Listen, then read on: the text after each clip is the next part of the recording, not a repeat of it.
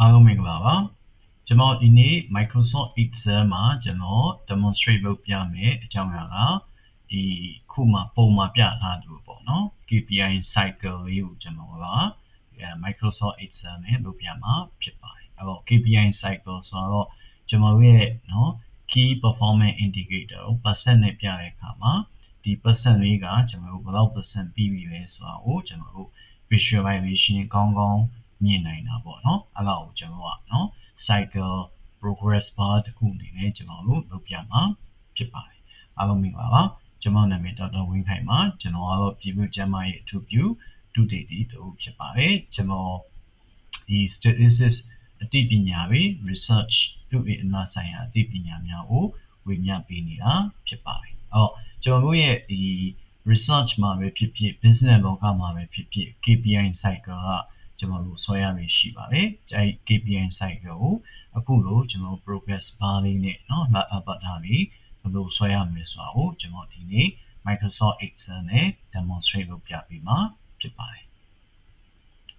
အခုကျွန်တော်အရင်ဆုံးเนาะဒီမှာကျွန်တော်ဆွဲပြီးသားဒီ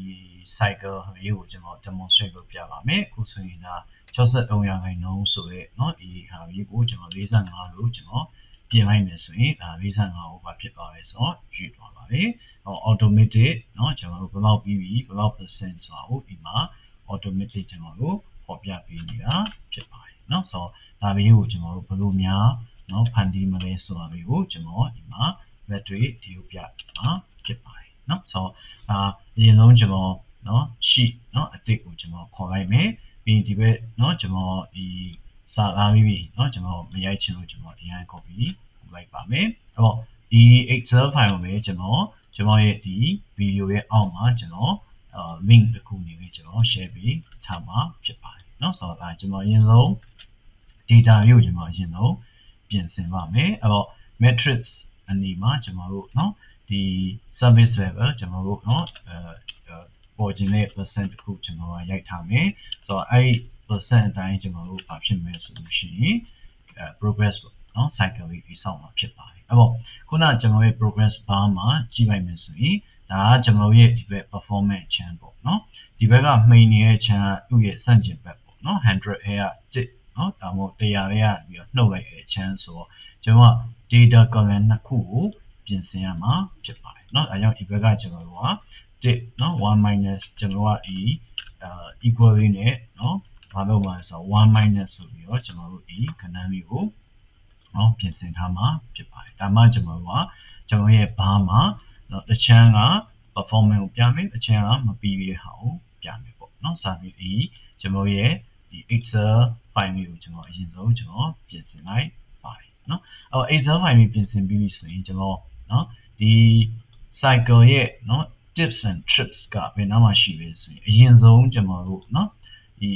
cycle လေးကเนาะဘာနဲ့တူလဲဆိုတော့ donut နဲ့တူပါတယ်အဲ့တော့ donut ကျွန်တော်စားတဲ့ donut နဲ့တူတဲ့အတွက်တကယ်တော့ကျွန်တော်ဒါကို donut chart เนาะတိဆောက်တာပဲဖြစ်ပါတယ်အဲ့တော့ donut chart ကို blank sheet ပေါ့เนาะ data မယူဘဲနဲ့ data မပါဘဲနဲ့ blank sheet တစ်ခုကျွန်တော်တို့ကအရင်ဆုံးတိဆောက်ပါတယ်เนาะအဲ့ blank sheet မှာကျွန်တော် data เนาะ right click လေးလုပ်လိုက်မယ် right click လုပ်လိုက်ရင်ကျွန်တော် data ဆိုတာရှိတယ်အဲ့ data ထဲမှာကျွန်တော်က data series တစ်ခုကိုအရင်ဆုံးကျွန်တော်ကထည့်မှာဖြစ်ပါတယ်เนาะအဲ့တော့ data series တစ်ခုမှာကျွန်တော်ကเนาะဒီ data series မှာကျွန်တော်เนาะဒီကြိုက်တဲ့နာမည်တစ်ခုပေးပေါ့เนาะ series တစ်ခုနာမည်ကျွန်တော်ပေးမယ်အဲ့တော့ဒီ tips and trick ကအရေးကြီးတာဒီနားမှာเนาะဖြစ်ပါတယ် tips and trick ကဒီနားမှာကျွန်တော်က data series တစ်ခုကိုကျွန်တော်ကဗာထည့်မှာပဲဆိုရင်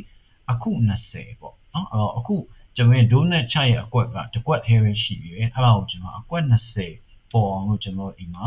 မလုပ်မှာလဲဆိုတော့1ဆိုရဲเนาะဒီကဏ္ဍပေါင်းအခု20ဖြစ်အောင်ကျွန်တော်တို့ကရိုက်ထည့်မှာဖြစ်ပါတယ်เนาะခုတော့ကျွန်တော်4 5 6 9 8 9 10 11 12 13 14 15 16 17 18 19 အခု20ကျွန်တော်ကဒီမှာ value ကိုကျွန်တော်ထည့်လိုက်မှာဖြစ်ပါတယ်အခု20 value ထည့်လိုက်လို့ရှိရင်ဒီမှာမြင်တဲ့အတိုင်းကျွန်တော်ရဲ့တစ်ကွက်เนาะတစ်ကွက်ဒီ5% ပေါ့တစ်ကွက်ဒီ5% ကိုစားပြုတဲ့အကွက်လေးကျွန်တော်တို့အကွက်20ဖြစ်ပေါ်လာမှာဖြစ်ပါတယ်။ဘာကြောင့်လဲဆိုတော့ကျွန်တော်ကတစ်ကွက်ကိုကျွန်တော် 20ကိုစား9ကိုစားပြုချင်တာပေါ့နော်9 10 15 20စဖြင့်ဆိုတော့အကွက်20ကျွန်တော်ဖန်တီးလိုက်ပါတယ်အဲ့တော့ဒီအကွက်20ကိုဖန်တီးပြီးတဲ့အခါမှာဒီအကွက်20ကိုကျွန်တော်တို့ကအရင်ဆုံးမလုပ်မှာလဲဆိုတော့ကိုလိုချင်တဲ့အယောင်လေးကျွန်တော်တို့အရင်ပြင်ဆင်ပါမယ်အဲ့တော့ကိုလိုချင်တဲ့အယောင်ပြင်ဆင်မှာဖြစ်တဲ့အတွက်သူ့ကိုကျွန်တော်ကနော်ဒီ select မှတ်ပြီးတော့ကျွန်တော်ကဒီ fill မှာနော်ဒီမှာပဲတွားပြီးရတယ်ဟောဒါမှမဟုတ်ရင်ကျွန်တော်ကနော်ဒီချရဲ့နော်ဒီဟိုမှာ property မှာပဲတွားလို့ရတယ်ဒီမှာပဲကျွန်တော်လုပ်ပြလိုက်မယ်ကျွန်တော် fill ဘက်မှလုံးအပြရအောင်နော် fill လုပ်လိုက်မယ်အဲ့တော့ outline ကျွန်တော်လုံးများသောအားဖြင့်တော့ထည့်လို့မရှိဘူး no outline ပေါ့နော်ဒါပေမဲ့ no outline ပေးပါရင်ကျွန်တော်ရဲ့ e ကကြားမှာချားနေတဲ့ဟာလေးကပျောက်သွားနိုင်တယ်နော်အဲ့တော့ကျွန်တော်တို့outline ပေးရပို့လာတယ်အဲ့တော့ကျွန်တော်အဖြူရောင် outline လေးပဲကျွန်တော်ပေးလိုက်မယ်ဒါဆိုလို့ရှိရင်ကျွန်တော်ရဲ့အပြင်နော် cycle လေးတစ်ခုကျွန်တော်ပြီးသွားပြီပေါ့နော်အဲ့တော့ဒီကောင်လေးကိုကျွန်တော်တို့နော် double click နှိပ်လိုက်ရင်ဒီpro ရဲ့ property မှာဒီဘက်မှာ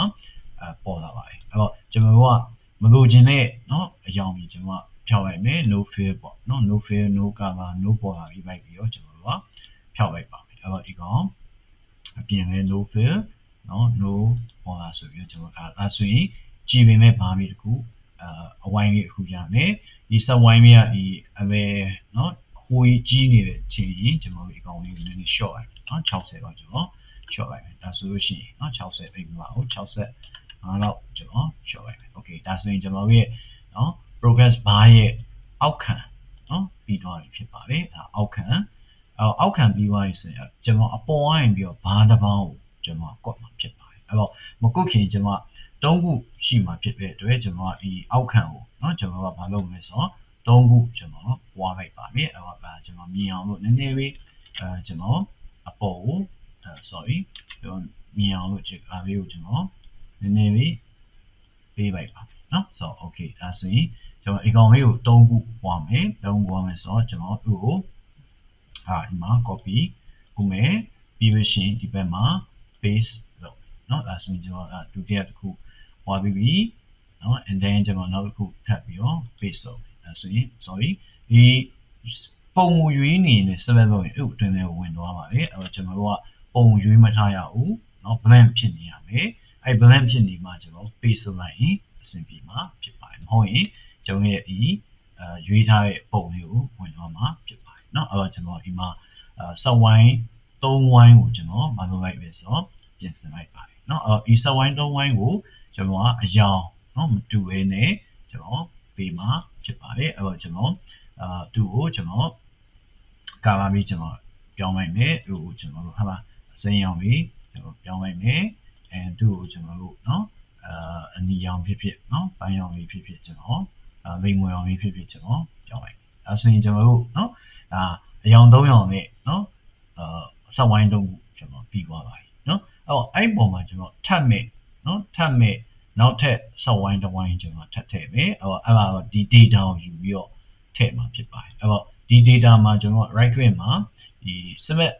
data ထဲမှာကျွန်တော်နောက်ထပ်တစ်ခုထပ်ထည့်မှာဖြစ်တဲ့အတွက်အဲ့ကိုကျွန်တော်နှိပ်ပေးမယ်အဲ့တော့ data ရဲ့ series name ကတော့ကျွန်တော်တို့အခုဒီပေးထားတဲ့ label ဖြစ်မယ် data ရဲ့ value ကတော့ကျွန်တော်တို့ဒီမှာเนาะဒီ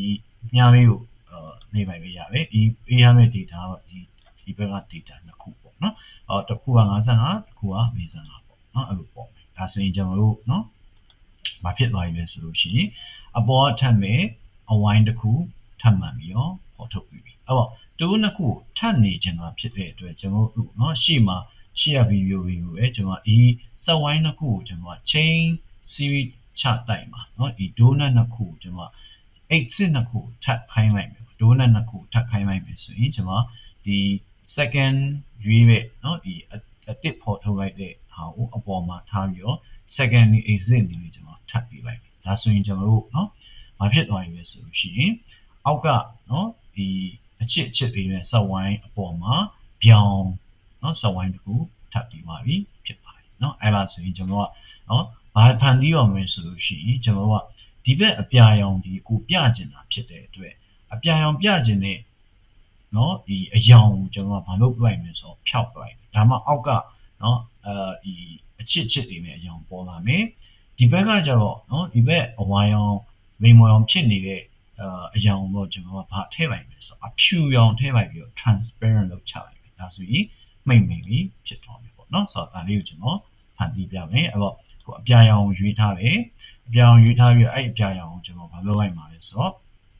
no color လုပ်လိုက်နော် no fill လုပ်လိုက်နော် no fill လုပ်လိုက်လို့ရှိရင်ကျွန်တော်ဘာဖြစ်သွားပြီလဲဆိုလို့ရှိရင်အောက်ကကျွန်တော်ရဲ့နော်စဝိုင်းနဲ့ပေးထားတဲ့အရောင်ထွက်လာပြီအမိန်မော်အောင်ကျွန်တော် double click လုပ်မယ်ဒီခါအမိန်မော်အောင်ကျွန်တော်အဖြူဖောက်လိုက်မယ်နော်အဖြူထည့်လိုက်မယ်ပြီးတာနဲ့အဖြူထည့်ပြီးရတယ်ဥအဖြူကိုကျွန်တော် transparent နော်20လောက်ဖြစ်ဖြစ်ထားလိုက်ရဆိုလို့ရှိရင်ဒါကျွန်တော်တို့ရဲ့နော်ဒီဖန်တီးပြီးရဖြစ်သွားပြီပေါ့နော်အဲ့တော့ဒီအရောင်လေးဒီကျွန်တော်တို့ကနော်အဲ့ဒါဒီဘက်က65လို့ပြောင်းလိုက်တာနဲ့ဒီပြောင်းသွားပြီပေါ့နော်ဆိုတော့ဒါကျွန်တော်ရဲ့ဒီ 8 cycle ရဲ့နော် dicentric ကဒီနားမှာရှိပါတယ်နော်ဆိုတော့ okay ကျန်တဲ့ဟာတွေပဲကျွန်တော်ဒီတိုင်းပဲကျွန်တော်တို့လိုက်ပြီးတော့ထပ်မံလုပ်ပြပါမယ်အဲ့တော့ select data add နော်ဒုတိယ and then ကျွန်တော်တို့ရဲ့ဒီ series name ကseries ကဒီကောင်ဖြစ်တယ်ဟုတ်နော်ဒါဆိုရင်ကျွန်တော်နှစ်ခုပေါ်လာပြီနှစ်ခုပေါ်ပြီးလို့ရှိရင်သူ့ကိုကျွန်တော်ကထပ်မယ် change series data type and then product w အပေါ်ခြင်းနဲ့ okay เนาะဒါဆိုရင်ကျွန်တော်တို့ပေါ်အုပ်သွားပြီအပြာရောင်ကိုကျွန်တော်တို့က double click လုပ်တယ်ပြီးလို့ရှိရင်ကျွန်တော်တို့ကเนาะသူ့ကိုအရောင်မထည့်တော့ဒါဆိုရင်အောက်ကအရောင်ပေါ်လာမယ်မိန်မော်အောင်ချမ်းကိုတော့ကျွန်တော်တို့က double click လုပ်မယ် and then သူ့ကိုတော့ကျွန်တော်တို့ကအဖြူရောင်ထည့်မယ်ပြီးလို့ရှိရင် transparent 20လို့ပေးမယ်ပေါ့ဒါဆိုရင်ဒါเนาะလုံးဝကျွန်တော်တို့လိုချင်တဲ့ပုံစံဖြစ်ပေါ်သွားပြီဖြစ်ပါတယ်เนาะဆိုတော့ဒါနောက်တစ်ခုထပ်ထည့်မယ် select data add series เนาะ series name ဒီကောင် series data ဒီကောင်เนาะဆိုတော့နှစ်ခုပေါ်လာပြီအဲ့နှစ်ခုပေါ်လာတဲ့ဟာကိုကျွန်တော် right click နဲ့ change series data type မှာဒီကောင်ကိုကျွန်တော်ကအပေါ်မှာပေါ်မယ်ထားလိုက်ပြီ okay အဲ့ဆိုရင်ကျွန်တော်တို့เนาะအပြာရောင်မိန်မော်ပေါ်ပြီအဲ့တော့အပြာရောင်ကိုကျွန်တော်တို့ double click လုပ်တယ်ပြီးရင်ဒီကောင်ကိုကလာဖြောက်လိုက်အဲမိန်မော်ရောင်ကိုကျွန်တော် double click လုပ်တယ်ပြီးရင်ကျွန်တော်တို့ကအဖြူရောင်မလုပ်နဲ့ transparent ပြီးလိုက်ဒါဆိုရင်ကျွန်တော်တို့ရဲ့เนาะဒီ donut เนาะဒီ progress cycle ကြီးကျွန်တော်ပြင်ဆင်ပြီးသွားပြီပေါ့เนาะအဲ့တော့ကျွန်တော်ဒီမှာကဏ္ဍပြောင်းလာပြီအားလုံးဟာမဖြစ်ပဲဆိုတော့လိုက်ပြီးတော့ပြောင်းသွားမှာဖြစ်ပါတယ်เนาะအဲ့တော့ကျွန်တော်တို့ရဲ့ဒါ progress bar လေးတစ်ခုဟာအဆင့်တင်ကျွန်တော်တို့ဖြစ်သွားပြီဖြစ်ပါတယ်เนาะအဲ့တော့ပြီးရင်တော့ကျန်လာကျွန်တော်တို့เนาะအသေးစိတ် moment ဖို့ပဲကျန်တယ်အသေးစိတ် moment လေးဆိုတဲ့ဘောကတော့ဒီမှာ label လေးတက်ပြီး percent လေးထည့်ပြီပေါ့အဲ့တော့ကျွန်တော်ရိုက်မထည့်ဘူးပေါ့เนาะဘာလို့ဒီမှာပြောင်းလိုက်တာနဲ့အားလုံးဒီမှာပြောင်းစီခြင်းတဲ့အတွက်ကျွန်တော်ကเนาะ insert ကျွန်တော်ကဗာလေးနဲ့တော့မယ်ဆိုလို့ရှိရင် test box လေးတစ်ခုကျွန်တော်ကထည့်မယ်ပေါ့အဲ့တော့ home မှာကျွန်တော်တို့များအပြင် test box လေးတစ်ခုကျွန်တော်ကထည့်လို့ရတယ်เนาะအဲ့တော့ဒီမှာ inbox insert test box test box ကြီးတစ်ခုကျွန်တော်ဒီမှာလုပ်လိုက်ပဲရွေးချယ်လိုက်တယ်ဒီ test ကိုကျွန်တော်เนาะရိုက်မထည့်ဘူးရိုက်ထည့်ရင်ကျွန်တော်ဘာဖြစ်မလဲlabel မှားနိုင်တဲ့အတွက်ကျွန်တော် equal sign လေးနဲ့ဒါလေးကိုယူပါလို့ကျွန်တော်ကပြောလိုက်ပြီးတော့ enter ခေါက်လိုက်ရင်ဒီထဲကိုဝင်သွားမယ်เนาะဆိုတော့အမှောင်မှာကျွန်တော်တို့လိုချင်တယ်လို့ဖြစ်ပဲသူ့အရောင်တိုင်းเนาะဒီအပြာရောင်ပေါ့เนาะသူ့အရောင်တိုင်းကျွန်တော်ကပြီးမယ် and then ကျွန်တော်တို့เนาะပိုးမယ်အလေပို့မယ်စဖြစ်ပေါ့เนาะကျွန်တော်ပြင်ဆင်မယ်ပြီးလို့ရှိရင်ကျွန်တော်တို့เนาะသူ့ကိုအရောင်လိုချင်ဘူး no fill no line ကျွန်တော်ပေးလိုက်မယ်ဆိုရင်ဒါเนาะစင်ကြီးဖြစ်သွားပြီဆိုတော့အဲ့ကောင်အတိုင်းပဲကျွန်တော်တို့เนาะ copy and paste ဆိုလို့ရတယ်เนาะ copy here လုပ်လိုက်ပြီးတော့ကျွန်တော်တို့เนาะဒီကောင်ကိုကျွန်တော်တို့ကမလုပ်လိုက်မယ်ဆိုရင်ဒီကဏ္ဍကိုပေါ်စေချင်တာပေါ့ဒီကဏ္ဍကြီးကျွန်တော်ရွှေ့ပြလိုက်เนาะဒီကဏ္ဍကြီးရွှေ့ပြလိုက်တာနဲ့ကဏ္ဍပြောင်းသွားပြီတော့ကျွန်တော် format ပြီးပြန်လိုက်ပြီးတော့ပြင်ရပြီဒါဆိုရင်ကျွန်တော်တို့ format ပြီးပြန်လိုက်ရင်ကျွန်တော်တို့လိုချင်တဲ့ပုံစံအတိုင်းကျွန်တော်တို့ထပ်သွားပြီပေါ့เนาะဆိုတော့ဒီမှာကျွန်တော်တို့ဒီမှာကဏ္ဍလေးပြောင်းလိုက်တာနဲ့เนาะဒီစာသားပဲပြောင်းမယ် progress ပဲပြောင်းမယ်ကျွန်တော်အကုန်လုံးဖြစ်သွားပြီဆိုတော့အဆင့်တင်ပြီးသွားပြီပေါ့เนาะဆိုတော့အမျိုးကျွန်တော်တို့ကြံတဲ့ဟာတွေပဲအခု insert test box လို့ချင်ကျွန်တော် ER လုပ်ထားတယ် copy here right click copy here နဲ့ကျွန်တော်ဒီကောင်လေးကိုလုပ်လိုက်မယ်ဆိုလို့ရှိရင်เนาะသူ့ရဲ့ E label လေးကိုကျွန်တော်ပြောင်းမယ်เนาะဒုတိယ productively ပြီးဒီခါကျွန်တော်ရဲ့ format ကဘိုးเนาะဘိုးအစိမ်းရောင်เนาะအစိမ်းရောင်เนาะ okay ပြီးပြီเนาะဆိုတော့နောက်တစ်ခု copy here เนาะအဲ့လိုမျိုးကြီးလုပ်သွားပြီးတော့ကျွန်တော်တို့ဒီမှာเนาะသူ့ရဲ့ label ကဒီခါကျွန်တော်ဘယ်ရယူမယ်ဒီရယူမယ် enter ခေါက်တယ်เนาะပြီးရင်ကျွန်တော်တို့ကျွန်တော်အစိမ်းရောင်เนาะအစိမ်းရောင်ဘိုးเนาะဒီခါကြီးမယ်24လောက်ကြီးမယ်เนาะဆိုတော့ဒါ even နဲ့တူအောင်ပေါ့เนาะ even နဲ့32လောက်ကြီးမယ် okay 32လောက်ကြီးမယ်เนาะဒါဆိုရင်ဒါကျွန်တော်ရဲ့ဒီကရွှေ့လိုက်တာလေเนาะဒီမှာအကုန်လုံးပြောင်းသွားပြီเนาะဆိုတော့ဒါမျိုးကြီးကျွန်တော်တို့အားလုံးကိုလိုက်ပြီးတော့ဖန်တီးလိုက်လို့ရတယ်เนาะအဲ့တော့ကျွန်တော်ကျန်တဲ့ဟာလေးကျွန်တော်ဖန်တီးမယ်အဲ့တော့ကျန်တဲ့ဟာပေါ့เนาะဒါကြီးကဝင်သွားပြီ copy paste လုပ်တယ်ပြီးလို့ရှိရင်ကျွန်တော်တို့သူ့ကို label ပြောင်းမယ်ဒီ label ဒီကဖြစ်မယ် enter ခေါက်တယ်ပြီးရင်ဒီကောင်เนาะ label အောင်ဖြစ်တဲ့အတွက်ကျွန်တော် label အောင်ရွေးမယ်เนาะပြီးလို့ရှိရင်ပို့ပေးမယ်เนาะပြီးရင်ဒီကောင် copy ကူးမယ်เนาะ paste လုပ်မယ်ပြီးရင် email ပို့မယ်ပြီးသူ့ label ကိုကျွန်တော်တို့ကဒီကနန်းပေးမယ် enter နှိပ်မယ်ပြီးလို့ရှိရင်အယောင်ပြောင်းမယ်เนาะပြီးရင်ပို့ပေးမယ်ပြီးရင် point ခိုင်းကြည့်မယ်ဟုတ်နော်ဒါဆိုရင်ကျွန်တော်တို့လိုချင်တဲ့เนาะ progressive cycle KPI ချက်လေးအခုဖြစ်ပေါ်လာမှာဖြစ်ပါတယ်ပြီးတော့မှကျန်မှာအသေးစိတ် alignment ညှိတာပါလို့လုပ်လို့ရှိရင်ဒီကောင်လေးကိုကျွန်တော် copy เนาะကျွန်တော်ရဲ့ PowerPoint လေးမှာအလွယ်တကူထည့်လို့ရတော့ပါတယ်เนาะဒါကျွန်တော်ရဲ့ KPI cycle လေးကိုဘယ်လိုပြင်ဆင်ရမယ်ဆိုတာကိုကျွန်တော်လက်တွေ့တည်ပြလိုက်တာဖြစ်ပါတယ်အခုကျွန်တော်ဟောပြပေးခဲ့တဲ့ KPI cycle လေးကို Microsoft Excel နဲ့လိုက်ပြီးတော့လုပ်ကြည့်ရင်အဆင်ပြေမယ်လို့ကျွန်တော်ထင်ပါတယ်ဒီလိုပဲတခြားเนาะ e-hack လွယ်ပြီးတော့ e-hack ကောင်းတာရှိမယ်ကျွန်တော်ရဲ့ comment မှာလာပြီးတော့ဝင်ရပေးနိုင်ပါတယ်အခုကျွန်တော် demonstrate လုပ်ပြခဲ့တဲ့ KPI cycle ကမိတ်ဆွေရဲ့တကယ်ချင်းတစ်စုံတစ်ယောက်ကအကျိုးရှိစေနိုင်တယ်လို့ထင်ရင်ဒီဗီဒီယိုလေးကို share ပေးလို့ရပါတယ်အဲ့တော့ကျွန်တော်အပတ်စဉ် data visualization with Microsoft Excel ကိုမတူညီတဲ့เนาะ other visualization infographic ပုံလေးတွေကိုကျွန်တော်ထပ်မံပြီးတော့လုပ်ပြပေးသွားမှာဖြစ်တဲ့အတွက်ကျွန်တော်ရဲ့ YouTube channel ကို like and subscribe လုပ်ထားခဲ့နိုင်ပါတယ်မင်္ဂလာရှိသောနေ့ရက်လေးဖြစ်ပါစေလို့ဆုတောင်း